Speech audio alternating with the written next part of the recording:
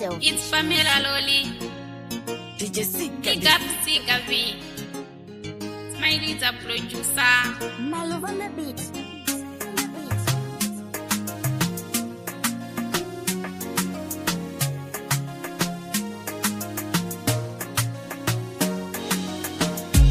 Moyo wangu makaubaya inandija uyako Naslamaka ndita kwereria inandija uyako Moyo wangu makaubaya inandija uyako Naslamaka ndita kwereria inandija uyako Maikara muchindishora kasina chanda tadza Moshoze bamwe maingo kaini indi shungurudza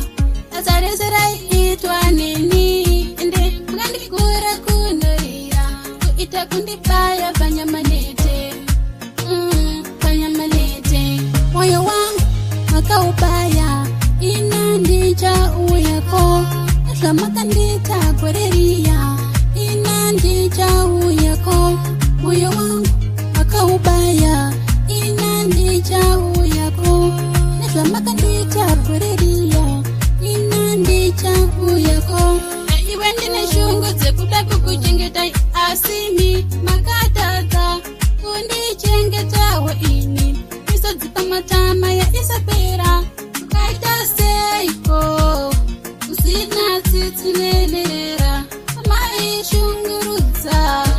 nasi ndiye ane mari moyo wangu makaubaya inandija uyako Naslamaka kwereria inandija uyako moyo wangu makaubaya inandija uyako Naslamaka kwereria inandija uyako Maigara muchindishora kasina chanda tadza Moshoze bamwe maingo kaini maindi shungurudza azarezerai itwa nini ende mukandikura kunorira kuita kundibaya panyamanete panyamanete moyo wangu makaubaya inandija uyako Naslamaka kwereria inandija uyako moyo wangu makaubaya inandija uyako Naslamaka kwereria inandija uyako kaita seiko usina tsitsinelera maishungurudza nasi ndiye ane mari kaita seiko usina tsitsinelera maishungurudza nasi ndiye ane mari moyo wangu makaubaya inandija uyako Naslamaka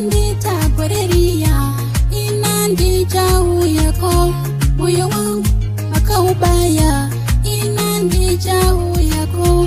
Naslamaka kwereria inandija uyako Itwa nini mukandikura kunorira